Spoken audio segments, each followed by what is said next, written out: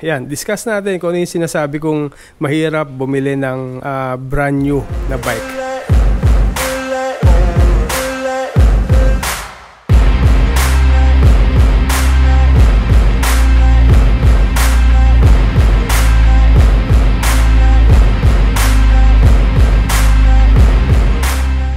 Ayan, so ito yung tatlo natin na bike. Actually lahat to nabili natin siya ng brand new, no. Ayan, explain ko sa inyo dalawang reason kung bakit mahirap bumili ng brand new. Ayan.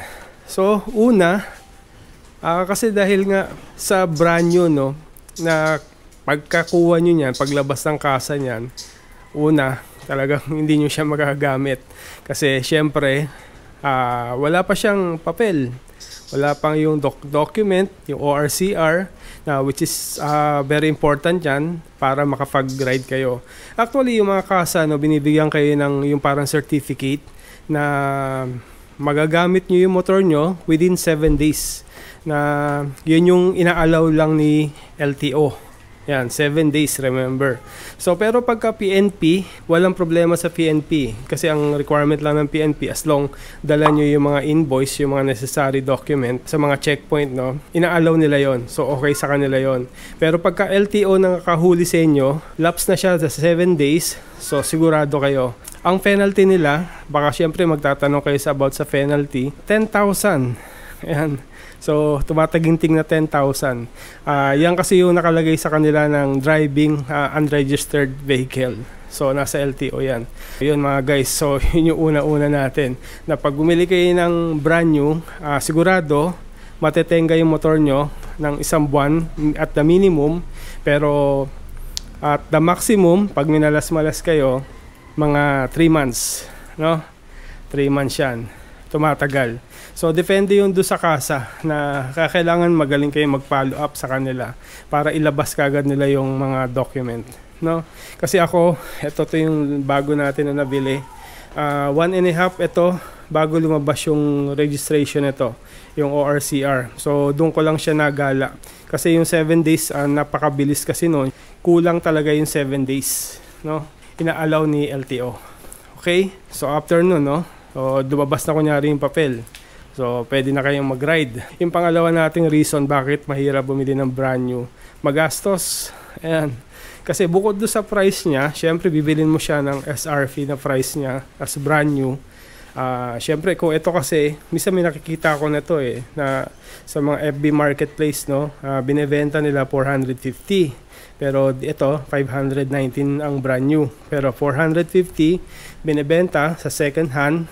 Tapos, kumpleto na siya ng setup, di ba? Meron na siyang mga accessorized na siya, meron na siyang mga charger, meron na siyang radiator guard, tapos meron na siyang itong mud guard, may slider na, saka naka-pipe na siya, yun yung pinaka-importante, yung pipe.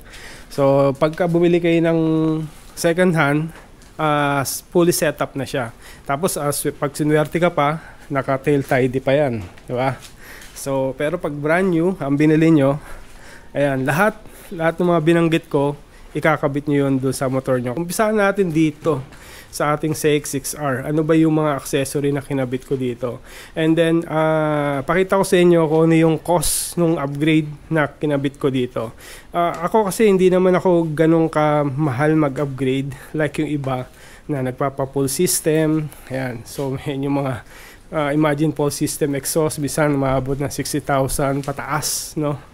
Ayan, pero ito, very basic, slip-on lang tayo. Ayan, basta mapalabas lang natin yung sound, happy na tayo dun. Ayan, okay. Sa X6R, ano ba yung mga upgrade na nilagay natin dito, mga accessory? Siyempre, yung mga importante lang muna na pinakabit natin dito. Dito muna tayo sa taas. Ayan, dahil nagbablog ako, so kailangan ko nito, itong camera holder na to. Dito natin kinakabit yung GoPro, yung 360 cam. Siyempre, may stick yan na ganyan dyan. Ayan, dyan siya nakakabit. Ayan, kinabit natin dito sa may side mirror. Tapos, ano pa ba? Ito yung quad lock.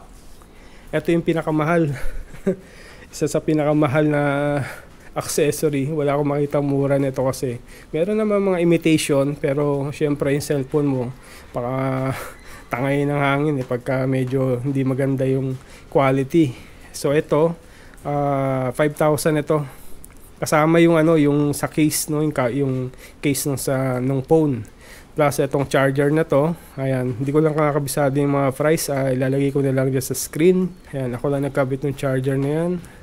Ayan, pinagapang ko dito yung yan. Ayan, dito. Yung wiring. Hindi ko tinanggal na itong frame. Sinuot ko lang doon. Ayan. Tapos ito, yung medyas. Para lang pampaganda lang kasi may Ninja. Diba? So, ayan. Mga kinabit natin. Saka ito yung pinaka-importante, yung radiator guard. Wala yan. Importante yan. Kasi pagka yung nagra-ride kayo, lalo na maulan, maputik, tatamaan ng bato yung radiator nyo, posibleng makupi, makukupi yan. Tapos ano pa ba? Ito, slider. Napaka-importante rin pagka na-drop yung motor nyo, para hindi masira tong pairing na yan. So ito yung sasalo, 4,500. Meron yung mga mamahalin, mga 12,000, pero yun doon lang tayo kasi ibabaksak mo lang naman yan Pero syempre pagka quality, mas reliable, matibay, hindi mababali. Pero ito mukhang trusted naman yan at and tested na. Ayan, wag na natin sampulan, basta sigurado tested na yan. Tapos ito pa. Ito mga ka-JTEC, yung isang mamahalin din na upgrade, yung mga 5. Slip-on lang to. Ayan M4 slip-on. Magkano ba to? 13,000. So ayan. 13,000 yung slip-on lang. Ayan, maganda to, carbon. Ang ganda ng tunog. Ganda ng tunog nito M4. Siguro kung napanood nyo na sa mga iba kong mga vlog, ayan, maririnig nyo doon. Sa 01 Moto, pinakabit natin. Nandun pa si Boss Ark nung pinakabit natin yan. Maganda daw yan, underbelly, para malinis, malinis tignan, sexy. Ano pa ba? Pinakabit na sa CX. Ito, importante rin. Ayan, yung tank drift, para hindi magasgas, kasi pagka nagra-ride ka, kumikis-kis dyan yung legs mo. Tapos pag nag-banking ka, so para hindi dumulas yung legs mo pag ganun doon. So yan, importante.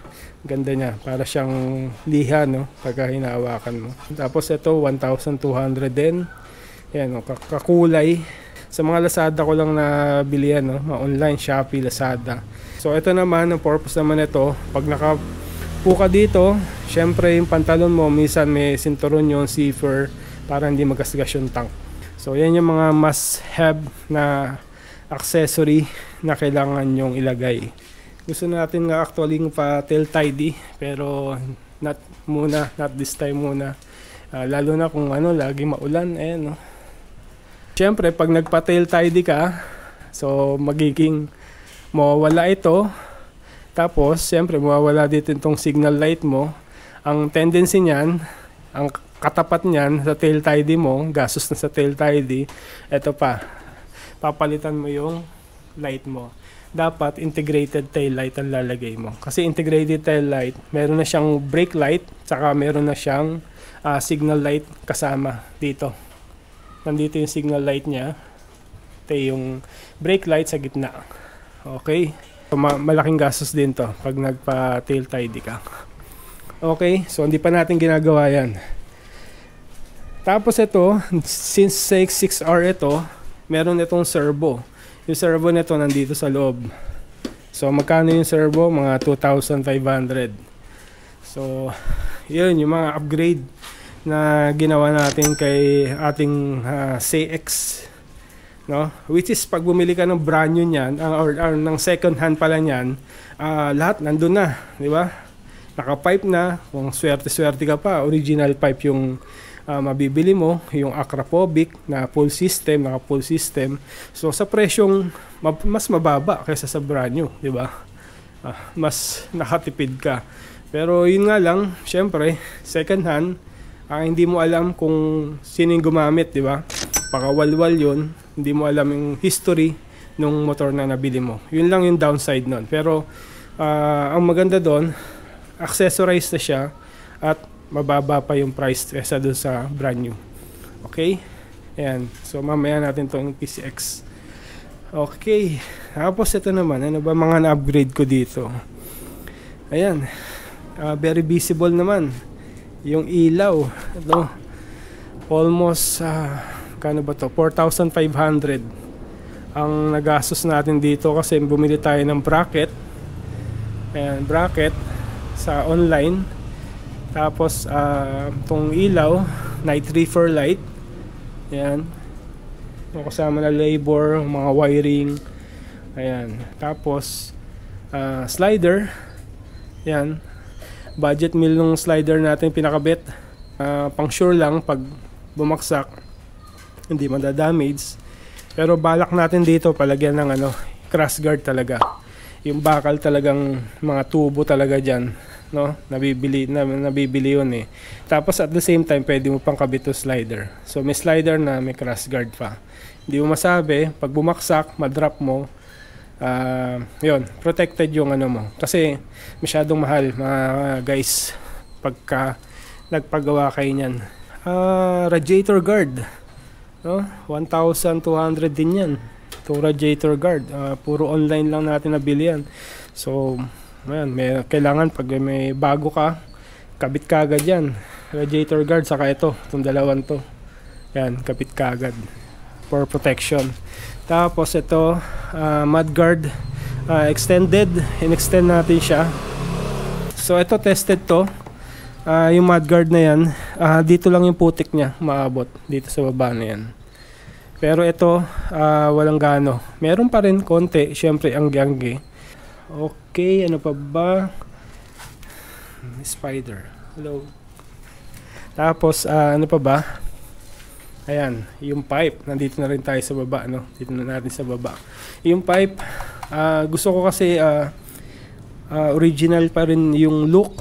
Na stock look pa rin, pero maingay. Ha? Ayan, nakita niyo yung butas, malaki. Stock look na maingay, na inline pour sound. So, ginagawa natin, pinakalkal na lang natin yung pipe, yung original niya. Kalkal 5, magkano kalkal 5? Mga 5.5, no? 5.5 natin budget meal talaga yung kalkal. Guruin mo yung CX natin, di ba? 13,000 tapos versus 5.5 na inline pour din yung sound, pero ang mura. Budget meal. Saka lang tayo magpapa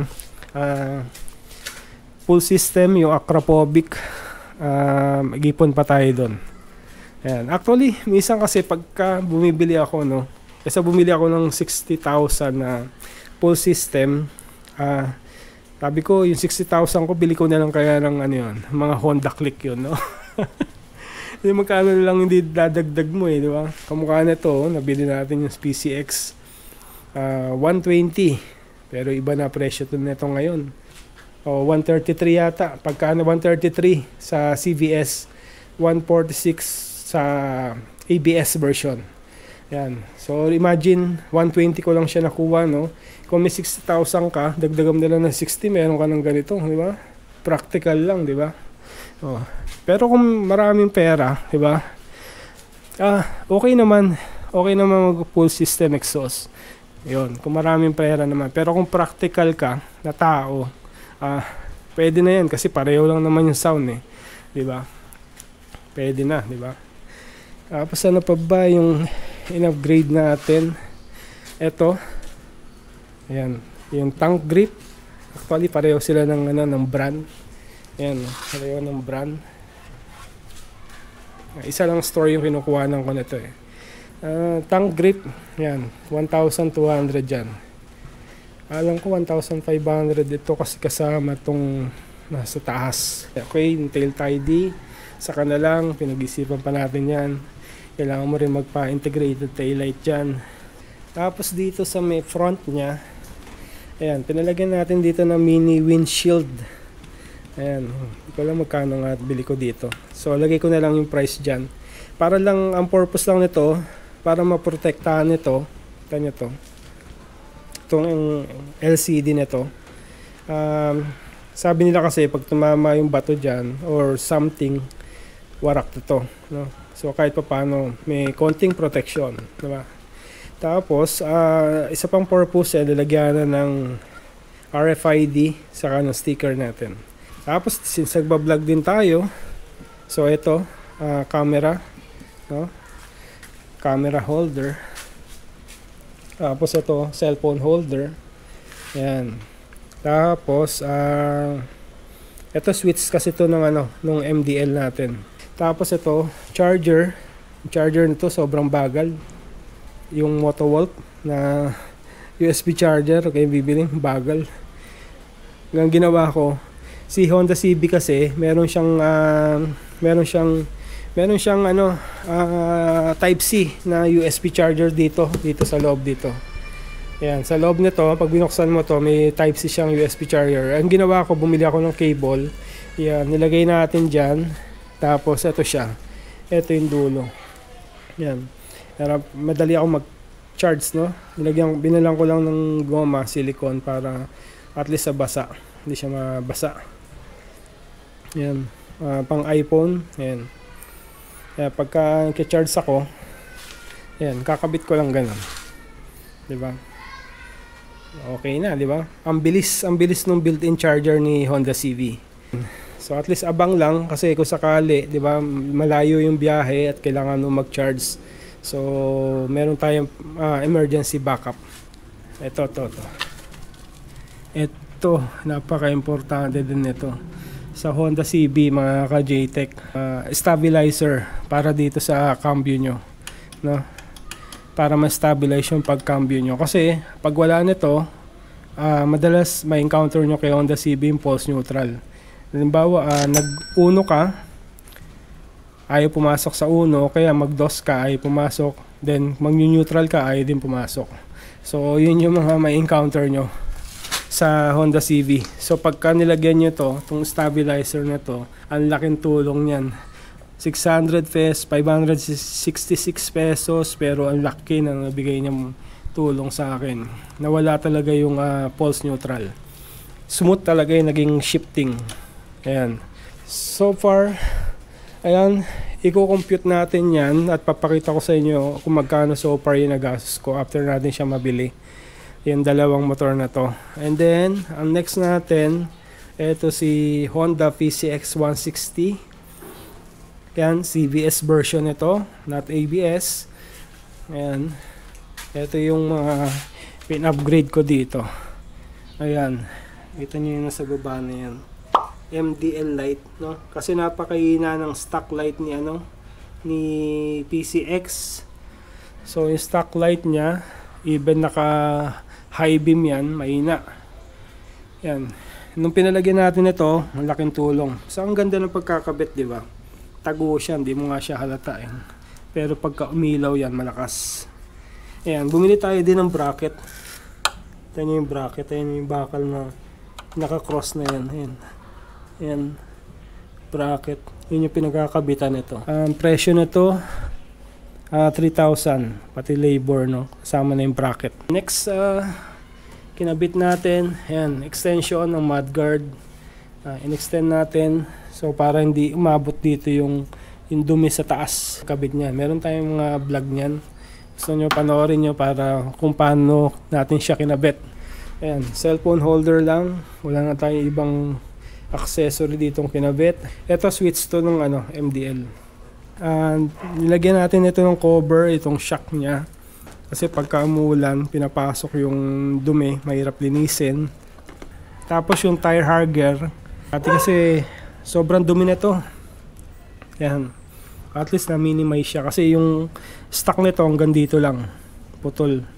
Yan, hanggang dito lang. Ito at least extended siya hanggang dun. Tapos ito, ano ba tawag dito? Top box bracket. Yan. Nakabit tayo kasi nagkabit tayo ng top box. Yan mga ka-JTEC so far. Yan yung mga nakabit natin sa ating mga motor.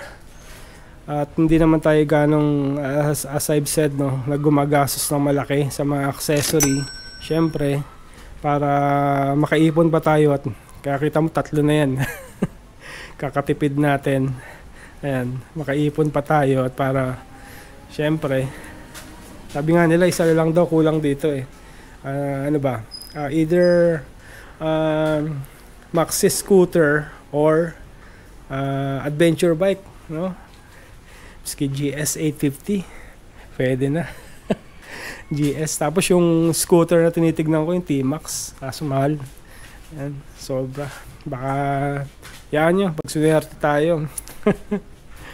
So yan, napakita ko sa inyo at then na-explain din natin kung bakit ko sinabi na mahirap at mahal bumili ng brand new na motor, because of that, mga reasons na sinabi ko, no? At yung waiting time para ma-ride nyo siya. So it's up to you. Siyempre depende naman din yan sa budget at dun sa gusto nyo, no? Kasi ang maganda kasi kung halimbawa nagba-buy and sell kayo, talagang hindi maganda talagang bumili ng brand new.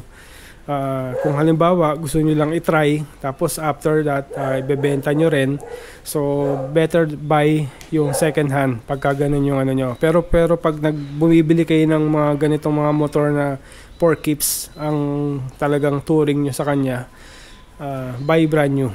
Ayan, di baling gumastos kayo sa mga accessory niyan. Okay, so yun yung ating vlog for today. Again, thank you for watching. Sa mga hindi pa nakasubscribe, please subscribe. Meron din tayo sa TikTok, meron tayo sa FB and Instagram. Subscribe, follow JTech Moto TV. Okay, thank you and see you in my next vlog. Bye bye.